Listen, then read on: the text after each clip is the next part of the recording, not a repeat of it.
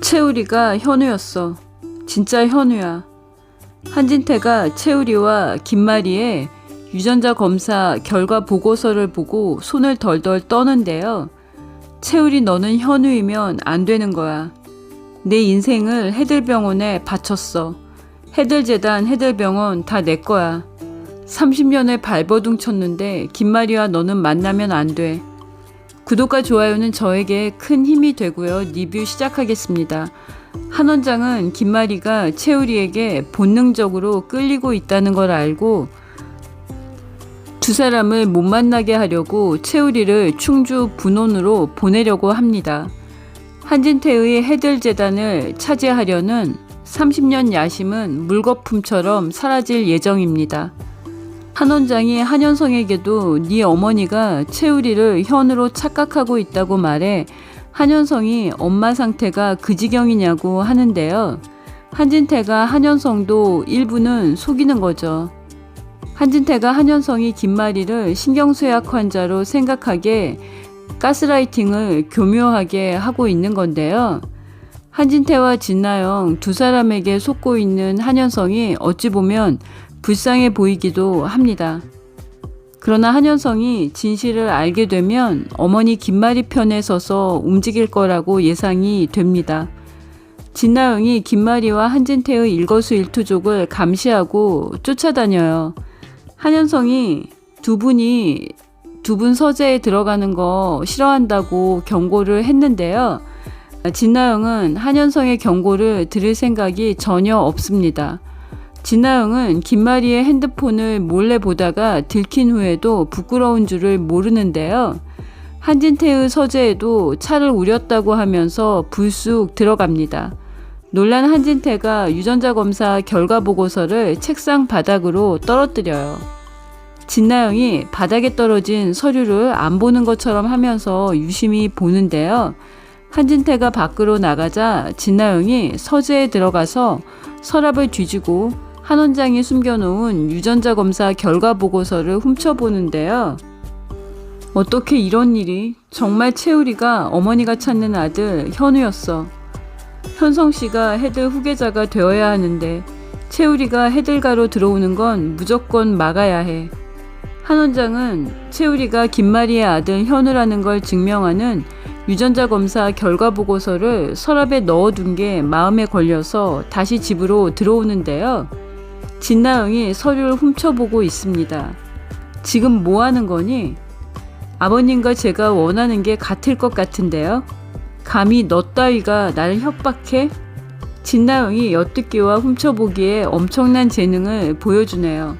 한진태가 서랍 속 가장 안쪽에 넣어둔 유전자 검사 결과 보고서를 꺼내서 김마리와 채우리가 모자 관계인 걸 확인하고 동공지진을 일으킵니다. 진나영이 채우리가 현우라는 걸 알고도 현우가 해들재단 후계자가 되는 걸 막으려고 밝히지 않고 숨기는데요. 진나영에게 철저하게 속고 있는 한현성도 이번에는 진실을 알게 될 거라고 생각합니다.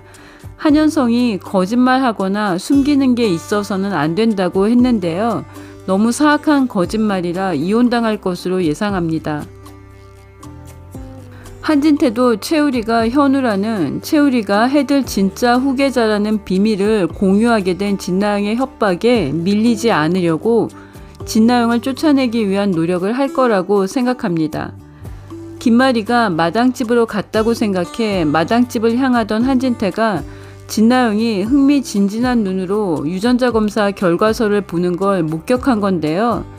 진나영이 해들가 안주인이 되겠다는 야망으로 채우리가 현우라는 걸 김마리가 영원히 모르게 하려는 한진태 편에 서거나 한진태를 돕는 척을 합니다. 진나영은 한진태와 함께 해들가에서 영원히 쫓겨날 거라고 생각합니다. 한현성이 최선영이 진수지의 친엄마인데도 모른 척했던 진나영에게 다시는 속이거나 거짓말하지 말라고 했는데요. 진나영은 어려서부터 진수지를 상대로 거짓말과 억지 부리기로 원하는 걸 갖는데 익숙합니다. 사람 좋은 새아빠 진장수도 거짓말 잘하는 진나영을 혼내지 않았습니다. 거짓말 잘하는 장윤자의 유전자를 물려받고 진장수가 원하는 건 다 해주는 아빠였던 덕분에 진나영은 초 단위로 거짓말을 하는 게 일상이고 남의 말을 의심하지 않고 잘 믿는 한현성 같은 사람을 상대할 때는 초 단위로 표정을 바꾸고 말을 바꾸는데 죄책감도 느끼지 않는데요. 정순정의 진료 기록지를 핸드폰으로 찍다가 들키자 갑자기 꽃병을 찍으며 한현성의 눈을 속였습니다. 진나영은 한현성이 거짓말하지 말라고 한 의미도 모르는데요.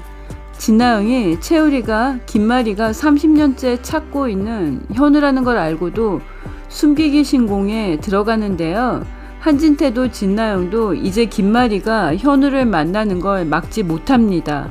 그런데 김마리가 30년 만에 아들 현우를 눈앞에서 보고도 가족이라는 이름으로 그녀가 아들 찾는 걸 방해하는 사람들에게 둘러싸여서 고군분투를 하고 있는데 2주 결방은 충격입니다.